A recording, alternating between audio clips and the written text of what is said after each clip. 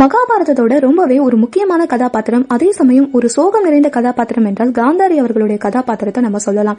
காந்தார நாட்டோட இளவரசி என்பதால் மட்டுமல்லாம இயற்கையிலேயே காந்தம் போன்ற கண்களை கொண்டவர் என்பதனாலையும் இவருக்கு காந்தாரி என்ற பெயர் வந்ததுன்னு சொல்லலாம். இவங்க ஞான தேவதையோட மறு அவதாரம்.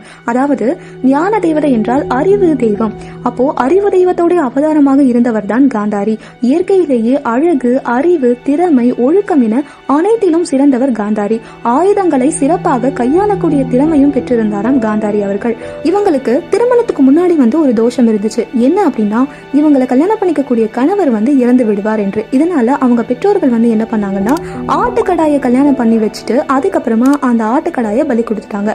இப்போ தோஷத்தின்படி காந்தாரியோட முதல் கணவர் இறந்தாச்சு. அதுக்கப்புறமா தான் இவங்களை திருதராஷ்டிரர் அவர்களுக்கு கல்யாணம் பண்ணி கொடுத்திருப்பாங்க. திருதராஷ்டிரர் ஒரு அரச குலத்தை சேர்ந்த அரச குமாரனாக இருந்தாலும் அவர் பிறவியிலேயே பார்வை திறனை